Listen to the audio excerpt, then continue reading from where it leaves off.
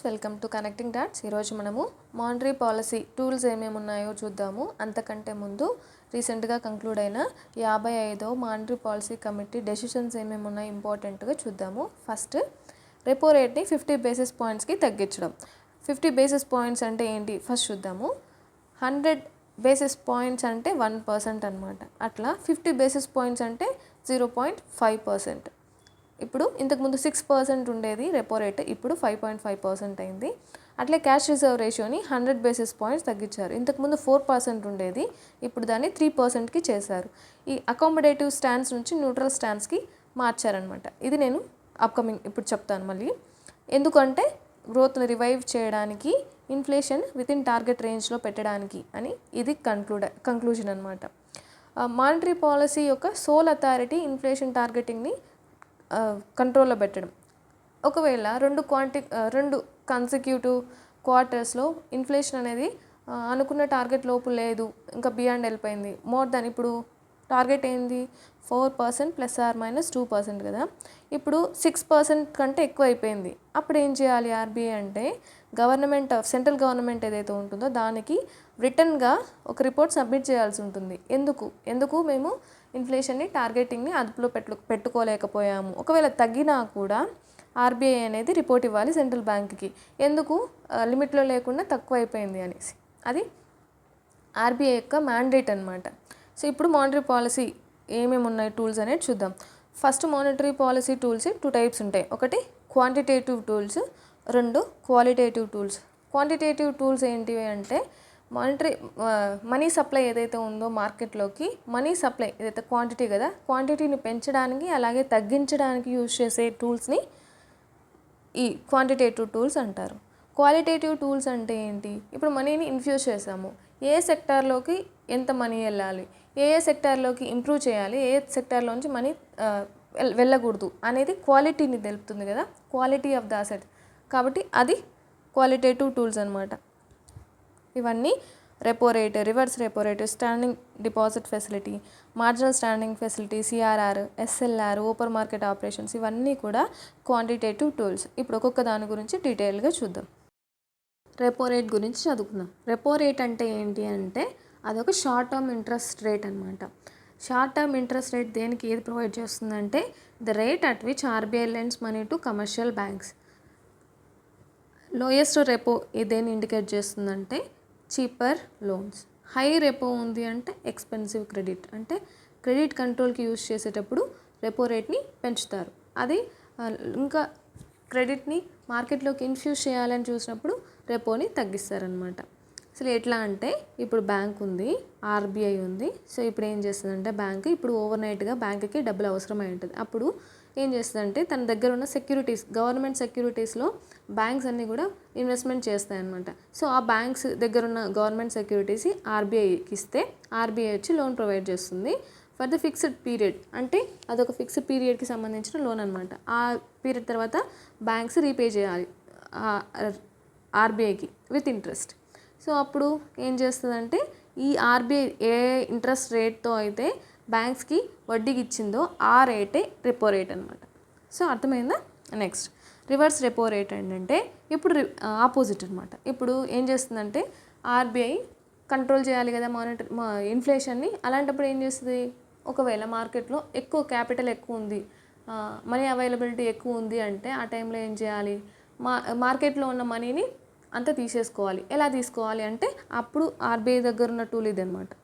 So ఇప్పుడు ఏం చేస్తుందంటే, ఆర్బీఐ ఉంది కదా, ఇప్పుడు బ్యాంక్స్ దగ్గరికి వెళ్ళి, మీ దగ్గర ఎక్కువ మనీ ఉంది మార్కెట్లో, మనీ ఇంత మార్కెట్లో ఉండడం మంచిది కాదు, మీరు కొంచెం మనీ ఇచ్చేయండి అని చెప్తుంది. బ్యాంక్స్ ఎందుకు ఇస్తాయి? ఇవ్వవు కదా. మార్కెట్లో ఇస్తే లోన్స్ ఇంట్రెస్ట్ వస్తుంది. అలాంటప్పుడు ఏం చేస్తుందంటే ఆర్బీఐ, సరే నేను మీకు గవర్నమెంట్ సెక్యూరిటీస్ ఇస్తాను, అలాగే ఇంట్రెస్ట్ ఇస్తాను, మీరు నాకు ఇవ్వండి డబ్బులు అని చెప్తుంది అనమాట. సరే అని బ్యాంక్స్ ఇస్తాయి, అది కూడా ఫిక్స్డ్ పీరియడ్కి. అప్పుడు మళ్ళీ ఆర్బీఐ విత్ ఇంట్రెస్ట్తో సహా బ్యాంక్స్కి లోన్ ఇచ్చేసినప్పుడు మళ్ళీ బ్యాంక్ దగ్గర ఉన్న సెక్యూరిటీస్ అన్ని ఆర్బీఐకి ఇచ్చేస్తాయి అనమాట. ఇది రివర్స్ రెపో రేట్. ఇది ఎందుకు యూజ్ చేస్తారు అంటే, ఎక్కువగా మార్కెట్లో ఏదైతే క్యాపిటల్ ఎక్కువగా ఉన్నప్పుడు తీసేయడానికి యూజ్ చేసే టూల్ అనమాట. Rate at which banks deposit their excess funds with RBI. Banks దగ్గర ఎక్సెస్ ఫండ్స్ ఉన్నప్పుడు ఆర్బీఐ దగ్గర స్టోర్ చేసుకోవాలనుకున్నప్పుడు యూజ్ చేసే టూల్ అనమాట ఇది. హై రివర్స్ రెపో అయింది అంటే ఇంకా ఒకవేళ మార్కెట్లో కంటే ఇంట్రెస్ట్ రేట్స్ ఆర్బీఐ ఎక్కువ ఇస్తూ ఉన్నప్పుడు మార్కెట్లో ప్రొవైడ్ చేయడం రిస్క్ కదా. అలాంటప్పుడు బ్యాంక్స్ ఏం చేస్తాయి, ఆర్బీఐ దగ్గర పార్క్ చేయడానికి ఎక్కువ ఇంట్రెస్ట్ చూపిస్తాయి. సో అది రివర్స్ రెపో రేట్. ఇప్పుడు స్టాండింగ్ డిపాజిట్ ఫెసిలిటీ ఇది ఏంటంటే, ఇప్పుడు ఆర్బీఐ దగ్గర ఉన్న గవర్నమెంట్ సెక్యూరిటీస్ బ్యాంక్కి ఇచ్చింది. ఎందుకు? కొలాటరల్ పర్పస్గా. ఇప్పుడు ఒకవేళ గవర్నమెంట్ సెక్యూరిటీస్ అన్నీ లేవు ఆర్బీఐ దగ్గర, కానీ మార్కెట్లో మనీ చాలా ఎక్కువ ఉంది, ఖచ్చితంగా ఎట్లా కొట్టే కొంచెం డబ్బులు తీసేయాలి. ఎలా తీస్తుంది? గవర్నమెంట్ సెక్యూరిటీస్ లేవు కదా. అలాంటప్పుడు అలాంటి ఒక సిచ్యువేషన్ని ఫేస్ చేయడానికి తీసుకొచ్చిన ఒక టూలే ఈ స్టాండింగ్ డిపాజిట్ ఫెసిలిటీ అనమాట. దట్టు ఈ repo rate, reverse repo rate అనేది ఎప్పుడూ అవైలబిలిటీగా ఉండవు అనమాట మార్కెట్లో. వీటిని ఇంప్లిమెంట్ చేయడానికి ఆర్బీఐ ఒక నోటీస్ ఇస్తుంది. పర్టికులర్ టైం పీరియడ్లోనే ఈ రివర్స్ రెపో రేట్ అనేటివి అవైలబిలిటీలో ఉంటాయి బ్యాంక్స్కి, ఎవ్రీడే ఉండవు అనమాట. ఇప్పుడు ఈ స్టాండింగ్ డిపాజిట్ ఫెసిలిటీ, ఇక్కడ స్టాండింగ్ అని ఉంది కదా, ఈ స్టాండింగ్ అనే పదానికి మీనింగ్ ఏంటంటే త్రూ అవుట్ ఇయర్ ఇవి అవైలబిలిటీలో ఉంటాయి అనమాట. ఇక్కడ ఇది కూడా స్టాండింగ్ ఫెసిలిటీ అంటే త్రూ అవుట్ ఇయర్ బ్యాంక్స్కి అవైలబిలిటీలో ఉన్న టూల్స్ అనమాట ఇవి. ఈ స్టాండింగ్ డిపాజిట్ ఫెసిలిటీ ఏంటి అంటే, ఇప్పుడు ఆర్బీఐ ఉంది, బ్యాంక్స్కి మనీ బ్యాంక్కి కొలాటరల్ ఇచ్చి బ్యాంక్స్ దగ్గర ఉన్న ఎక్సెస్ ఫండ్స్ని తీసుకుందనమాట. ఎందుకు? మార్కెట్లో ఉన్న డబ్బుల్ని తీసేయడానికి. అలాంటప్పుడు ఇప్పుడు గవర్నమెంట్ సెక్యూరిటీస్ లేవు. అలాంటి టైంలో ఏం చేస్తుందంటే, సరే నేను మీకు గవర్నమెంట్ సెక్యూరిటీస్ ఇవ్వను, కానీ మీకు అంటే ఏంటంటే, స్టాండింగ్ అనే పదానికి ఇప్పుడే కదా మనం అర్థం చూసాము. అంటే ఈ టూల్ అనేది త్రూ అవుట్ ఇయర్ అవైలబిలిటీ ఉంటుందన్నమాట బ్యాంక్స్కి వాడుకోవడానికి. ఇప్పుడు ఫర్ ఎగ్జాంపుల్ బ్యాంక్ దగ్గర లిక్విడిటీ క్రంచ్ ఏర్పడింది అంటే అర్జెంటుగా లిక్విడిటీ కావాలి, కానీ దగ్గర డబ్బులు లేవు. అలాంటి టైంలో ఓవర్ నైట్ పర్పస్ కోసము బ్యాంక్స్ ఆర్బీఐ దగ్గర డబ్బులు లెండ్ చేస్తాయి, అంటే అప్పుగా తీసుకుంటాయి అనమాట. సో అప్పుడు ఏం చేస్తారంటే, ఈ టూల్ ఎప్పుడు యూజ్ అవుతుంది అంటే ఎమర్జెన్సీ లిక్విడిటీ షార్టేజ్, ఇది ఒక కండిషన్. ఇంకొక కండిషన్ ఏంటి అంటే, ఇప్పుడు బ్యాంక్ దగ్గర ఎస్ఎల్ఆర్ మ్యాండేట్ అనేది ఉంటుంది. నేను మీకు నెక్స్ట్ చెప్తాను. ఎస్ఎల్ఆర్ మ్యాండేట్కి ప్లస్ ఇంకా కొంచెం గవర్నమెంట్ సెక్యూరిటీస్ ఎక్కువ ఉంటాయి అన్నమాట. ఒక్కొక్కసారి ఏం చేస్తుంది, ఇప్పుడు ఒకసారి రెపో రేట్ ఆన్లో ఉంది, గవర్నమెంట్ ఆర్బీఐ రెపో రేట్ కింద లోన్స్ ఇస్తూ ఉంది, అప్పుడు పోయి బ్యాంక్ తెచ్చేసుకుంది. కానీ ఆర్ది కూడా సరిపోలేదు, ఆ బ్యాంక్కి లిక్విడిటీ చాలా అవసరమైంది, ఆ రెపో రేట్ కింద తెచ్చుకునే ఇంట్రెస్ట్ సరిపోలేదు, ఈ గవర్నమెంట్ బాండ్స్ అన్నీ పెట్టేసి రెపో రేట్ కింద ఇంట్రెస్ట్ తెచ్చుకుంది. ఇప్పుడు ఏం చేస్తుంది, అయినా కూడా లిక్విడిటీ సరిపోలేదు, బ్యాంక్కి ఇంకా డబ్బులు కావాలి. ఇప్పుడు ఎస్ఎల్ఆర్ తప్ప ఇంకేం లేదు ఆప్షన్. అలాంటప్పుడు ఏం చేస్తుందంటే, బ్యాంకు ఆర్బీఐ దగ్గరికి వెళ్ళేసి నా పరిస్థితి ఇట్లా ఉంది, మొత్తం గవర్నమెంట్ బాండ్స్ అన్నీ పెట్టేసి నేను రెపో రేట్ కింద డబ్బులు తీసుకున్నాను లోను, కానీ సరిపోలేదు, నాకు ఇంకా కావాలి అని చెప్తుంది. అప్పుడు ఆర్బీఐ ఏం చేస్తుందంటే, సరేలే ఈ ఎస్ఎల్ఆర్లో కొన్ని గవర్నమెంట్ సెక్యూరిటీస్ ఉంటాయన్నమాట. సో మీ దగ్గర ఉన్న గవర్నమెంట్ సెక్యూరిటీస్ ఏదైతే ఉన్నాయో ఎస్ఎల్ఆర్ కింద మ్యాండేట్ కింద అవి ఇవ్వండి, నేను లోన్ ఇస్తాను అంటుంది. అప్పుడు పక్కనున్న బ్యాంక్స్ ఎట్లా ఒప్పుకుంటాయి, ఎస్ఎల్ఆర్ మ్యాండేట్ అనేది ప్రతి ఒక్క బ్యాంకుకి కంపల్సరీ అనమాట. సో మీరు ఆ బ్యాంకుకి ఎట్లా తగ్గిస్తారు, మాకెట్లా తగ్గిరు అని గొడవకి వేసుకుంటాయి కదా. అలాంటప్పుడు అందుకే ఆర్బీఐ ఏం చేస్తుందంటే, ఈ ఎస్ఎల్ఆర్లోంచి మీరు ఎస్ఎల్ఆర్ నుంచి ఏదైతే గవర్నమెంట్ సెక్యూరిటీస్ తీస్తున్నారో ఈ గవర్నమెంట్ సెక్యూరిటీస్కి మేము లోన్ ఇస్తున్నాం కాబట్టి మీరు 5.25 బేసిస్ పాయింట్స్ లేకపోతే ఒక 0.5% ఇంట్రెస్ట్ రేట్ ఎక్కువ ఇవ్వాలి అని చెప్తుంది అనమాట.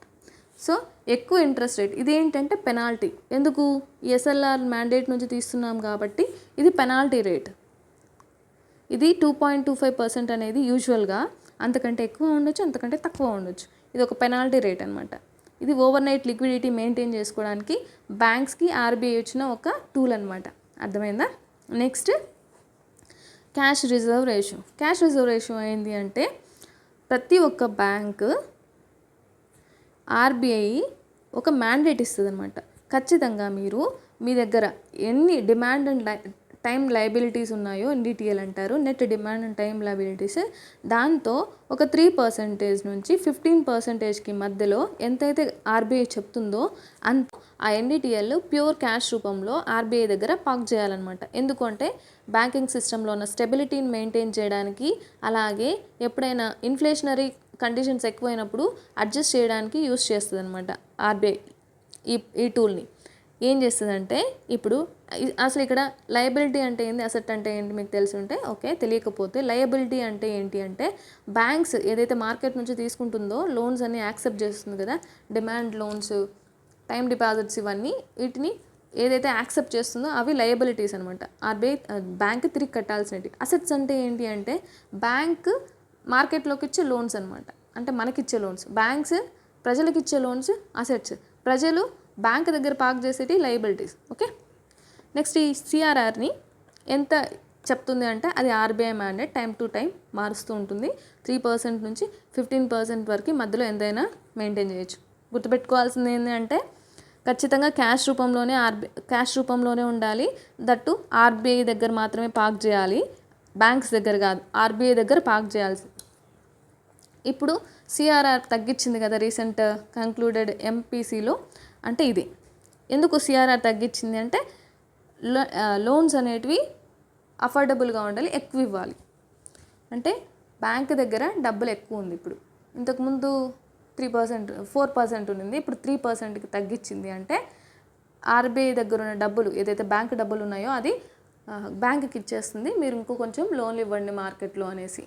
దానికోసం ఒకవేళ ఎక్కువ పెంచేసింది దానికి, ఇప్పుడు 3% ఉంది, నెక్స్ట్ 4%కి పెంచిందంటే మీరు మార్కెట్లో అంత డబ్బులు ఇవ్వడానికి లేదు, నా దగ్గరికి ఇచ్చేయండి డబ్బులు అంతా అని చెప్పడం అనమాట. ఇది సిఆర్ఆర్ అంటే. ఎస్ఎల్ఆర్ గురించి చదువుకుందాం. ఎస్ఎల్ఆర్ అంటే ఏంటి అంటే, స్టాచ్యుటరీ లిక్విడిటీ రేషియో. అంటే ఏంటి అంటే, బ్యాంక్స్ ఆర్బీఐ మ్యాండేట్ ప్రకారము కొంచెం ఏదైతే పర్సంటేజ్, ఎన్డిటిఎల్ ఇది కూడా, ఎన్డిటిఎల్ డిపాజిట్స్ ఏవైతే ఉన్నాయో దాంట్లో పర్టికులర్ పర్సంటేజ్ బ్యాంక్స్ తమ దగ్గర పెట్టుకోవచ్చు. ఇప్పుడు సిఆర్ఆర్ అనేది రిజర్వ్ బ్యాంక్ ఆఫ్ దగ్గర పెట్టాయి అనమాట, బ్యాంక్స్ తీసుకో. ఇప్పుడు అట్లా కాదు, బ్యాంక్స్ తమ దగ్గర పెట్టుకోవచ్చు. ఇప్పుడు మామూలుగా ఫర్ ఎగ్జాంపుల్ ఇది 18% ఉంది ఎస్ఎల్ఆర్. ఈ 18%, ఈ ఎన్డిటిఎల్లో 18% తీసుకొని పోయి బ్యాంకులు తమ దగ్గర పెట్టుకోవాలి. ఎట్లా పెట్టుకోవాలి? క్యాష్ రూపంలో అయినా పెట్టుకోవచ్చు, గోల్డ్ రూపంలో అయినా పెట్టుకోవచ్చు, గవర్నమెంట్ సెక్యూరిటీస్, వాటిని పర్టికులర్ టర్మినాలజీ ఏంటి అంటే అప్రూవ్డ్ సెక్యూరిటీస్ అంటారనమాట. అప్రూవ్డ్ సెక్యూరిటీస్ అంటే మామూలుగా గవర్నమెంట్ సెక్యూరిటీస్ అనొచ్చు. ఈ గవర్నమెంట్ సెక్యూరిటీస్ అన్నీ బ్యాంక్స్ ఇన్వెస్ట్ చేస్తాయన్నమాట, ఎక్కువగా ఇన్వెస్ట్ చేస్తాయి. ఎందుకంటే మార్కెట్లో లోన్స్ ఇవ్వడం అనేది కొంచెం రిస్క్తో కూడుకున్న పని. కొంతమంది కడతారు, కొంతమంది కట్టరు, అట్లా కాదు కదా. గవర్నమెంట్ అనేది ఖచ్చితంగా డబ్బులు కడుతుంది. అప్పుడు సేఫ్ కదా గవర్నమెంట్ సెక్యూరిటీస్లో పార్క్ చేయడం. అందుకనేసి బ్యాంక్స్ అన్నీ కూడా గవర్నమెంట్ సెక్యూరిటీస్లో ఇన్వెస్ట్ చేస్తాయన్నమాట. అది ఎస్ఎల్ఆర్ అంటే. ఇది banks must keep fixed percentage of deposits in the form of liquid assets like gold or G secs themself. ఎందుకంటే బ్యాంక్ సాల్వెన్సీ అంటే ఏదైనా బ్యాంక్ క్రిటికల్ ప్రాబ్లం వచ్చినప్పుడు దివాలా తీయకుండా ఉండడానికి, అలాగే ఇలాంటి ఇన్ఫ్లేషనరీ ట్రెండ్స్ వచ్చినప్పుడు బెటర్ కంట్రోల్ కోసము ఈ టూల్ యూజ్ చేస్తుంది అనమాట RBI. Next open market operations ఏంటి అంటే, ఈ టూల్ని ఆర్బీఐ ఎలా యూజ్ చేస్తుంది ఇన్ఫ్లేషన్ కంట్రోల్కి అనేది చూద్దాం. ఇప్పుడు ఆర్బీఐ అనేది సోల్ అథారిటీ కదా, గవర్నమెంట్ సెక్యూరిటీస్ అమ్మడానికైనా గవర్నమెంట్ సెక్యూరిటీస్ కొనడానికైనా ఎలా యూజ్ చేస్తుంది దీన్ని ఇన్ఫ్లేషన్ కంట్రోల్కి అంటే, ఇప్పుడు మార్కెట్లో for suppose 100 rupees extra money ఉంది అనుకుంటే, ఆర్బీఐ ఏం చేస్తుందంటే, ఈ 100 రూపీస్ ఎక్కువ ఉంది అనుకున్నప్పుడు ఆర్బీఐ గవర్నమెంట్ సెక్యూరిటీస్ని మార్కెట్లోకి రిలీజ్ చేస్తుంది for the worth of 100 rupees.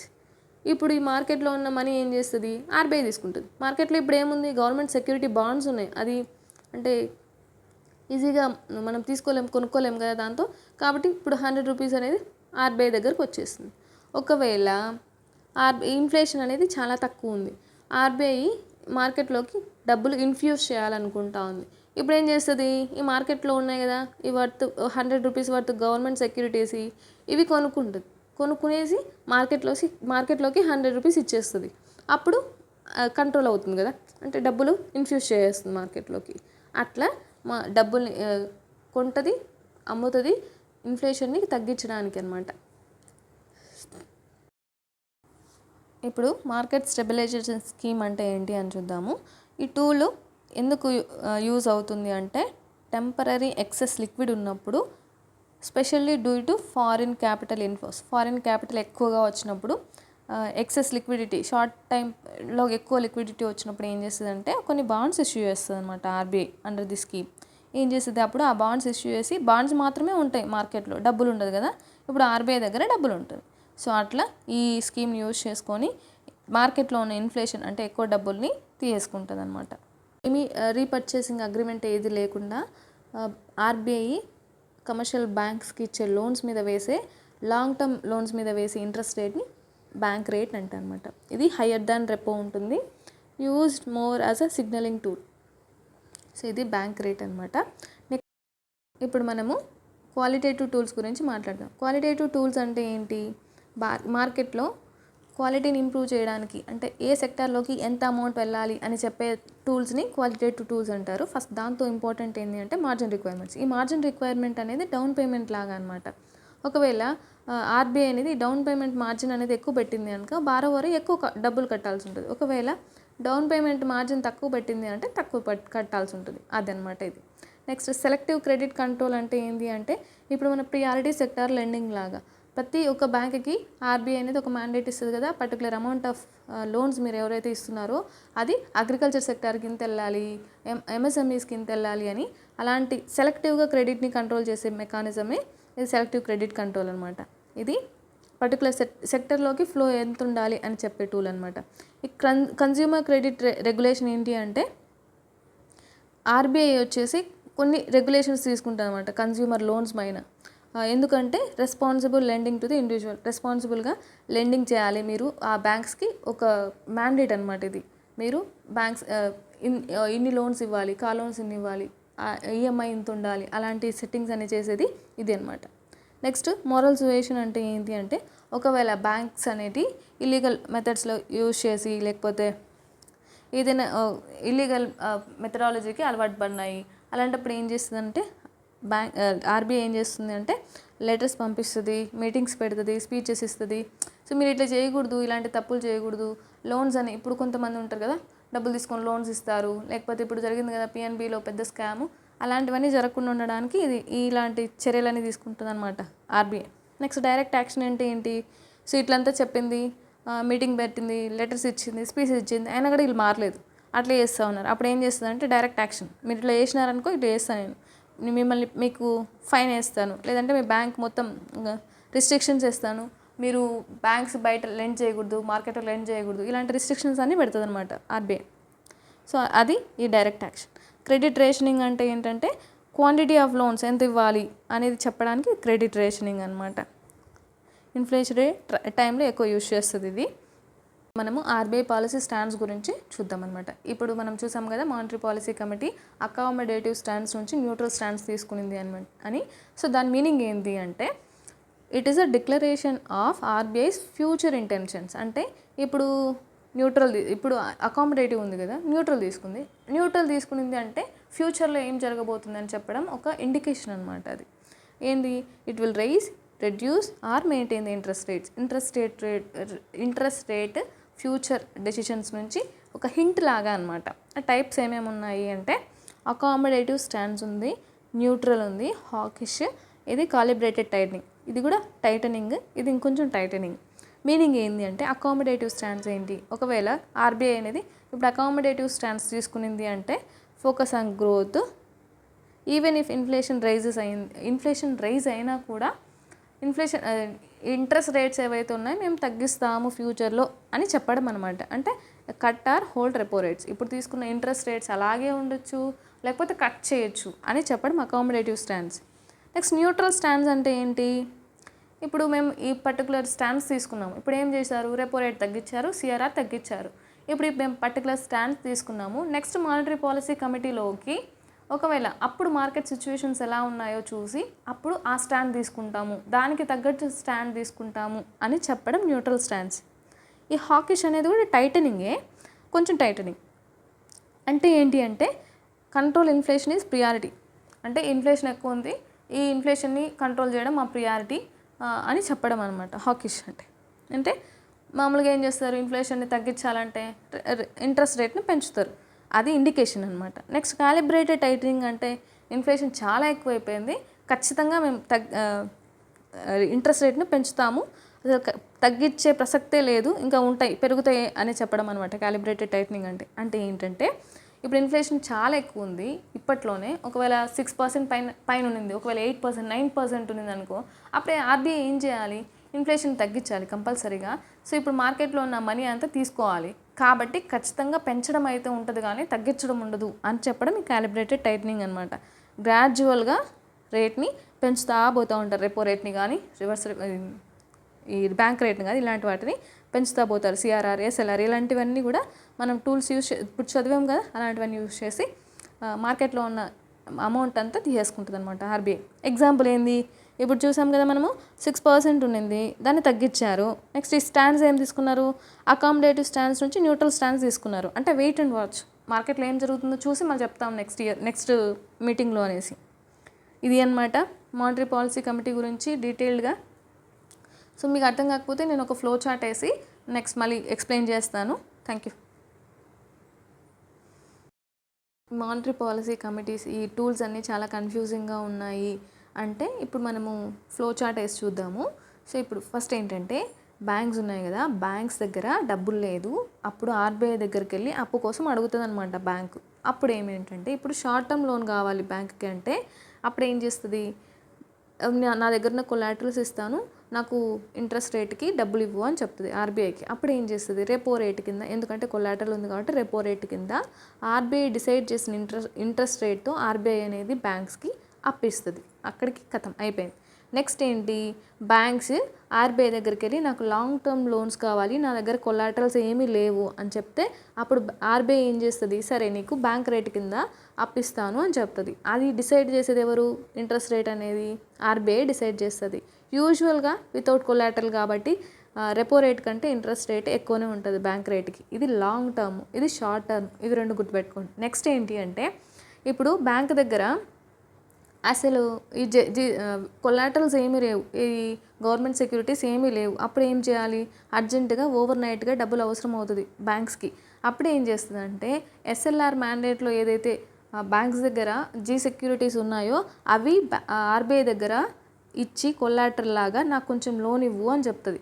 అప్పుడు ఆర్బీఐ అనేది రెపో రేట్ ప్లస్ పెనాల్టీ ఎందుకంటే ఎస్ఎల్ఆర్ మ్యాండేట్లో ఉన్న గవర్నమెంట్ సెక్యూరిటీస్ వాడుతుంది కాబట్టి పెనాల్టీ వేసి ఆర్బీఐ బ్యాంక్స్కి అప్పిస్తుంది అనమాట.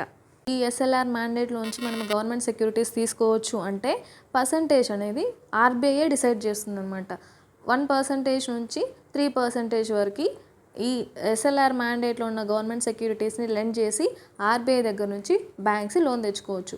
మన COVID-19 టైంలో మనకి 3%కి ఇంక్రీజ్ చేసింది అనమాట ఆర్బీఐ ఈ మ్యాండేట్ని. అంటే ఎస్ఎల్ఆర్లో ఉన్న 3% గవర్నమెంట్ సెక్యూరిటీస్ యూస్ చేసుకొని మీరు ఈ ఓవర్ నైట్ పర్పస్ కోసం లోన్స్ తెచ్చుకోవచ్చు ఆర్బీఐ నుంచి అని చెప్పడం అనమాట ఈ హోల్ కాన్సెప్ట్ అనేది. ఇక్కడికి అర్థమైంది అనుకుంటున్నాను. ఈ మూడు ఏవి, repo, bank rate and marginal standing facility. Next ఏం చెప్దామంటే స్టాండింగ్ డిపాజిట్ ఫెసిలిటీ ఏదైతే ఉంది, ఇది రివర్స్ రెపో రేట్, ఈ రెండింటి గురించి చూద్దాం. ఇదేంటి అంటే ఆర్బీఐ మార్కెట్లో చాలా డబ్బులు ఉంది, ఈ మార్కెట్లో ఉన్న డబ్బులు మొత్తం తీసేయాలనుకుంటుంది.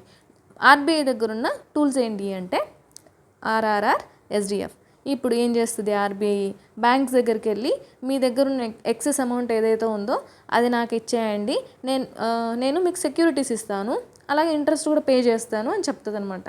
అప్పుడు బ్యాంక్స్ ఏం చేస్తాయి, ఓకే అని డబ్బులు ఇస్తాయి. ఇది రివర్స్ రెపో రేట్. ఇప్పుడు అట్లా కాకుండా ఇప్పుడు ఆర్బీఐ దగ్గర అంత డబ్బులకి సరిపోయే సెక్యూరిటీస్ లేవు. అప్పుడు ఆర్బీఐ ఏం చేయాలి, ఆర్బీఐ ఇచ్చి బ్యాంక్ దగ్గరికి వెళ్ళేసి నా దగ్గర సెక్యూరిటీస్ ఏం లేవు కానీ మీకు రివర్స్ రెపో రేట్లో ఇచ్చే ఇంట్రెస్ట్ రేట్ కంటే ఎక్కువ ఇంట్రెస్ట్ రేట్ ఇస్తాను, మీ దగ్గర ఉన్న డబ్బులు నాకు ఇచ్చేయండి అని చెప్తుంది అనమాట. సరే అని బ్యాంక్స్ ఆర్బీఐ దగ్గరికి డబ్బులు ఇస్తాయి. ఇది 2022 నుంచి ఇంప్లిమెంట్ చేస్తున్నారనమాట. ప్రస్తుతానికి ఇది ఇన్ఎఫెక్టివ్గా ఉంది కానీ వాడట్లేదు. ప్రస్తుతానికి ఇది వాడుతున్నారు, ఇది ఎక్కువ వాడట్లేదు ఆర్బీఐ అనేది. సో ఇది ఇక్కడ వరకు. నెక్స్ట్ ఏంటి అంటే నెక్స్ట్ సిఆర్ఆర్, ఎస్ఎల్ఆర్ గురించి చూద్దాం. సిఆర్ఆర్, ఎస్ఎల్ఆర్ అంటే ఏంటంటే బ్యాంక్స్ అనేటివి ఆర్బీఐ ప్రతి ఒక్క బ్యాంక్కి కొంత మ్యాండేట్ ఇస్తుంది. మీరు పర్టికులర్ అమౌంట్ ఆఫ్ ఎన్డీటీఎల్ ఏదైతే పర్సంటేజ్ ఎన్డీటీఎల్ ఉందో ఆ క్యాష్ రూపంలో ఆర్బీఐ దగ్గర ఇవ్వాలి. అంటే బ్యాంక్స్ దగ్గర ఉన్న పర్సంటేజ్ ఎన్డీటీఎల్ ఎంత ఉందో అది ఆర్బీఐ దగ్గర ఇవ్వాలి.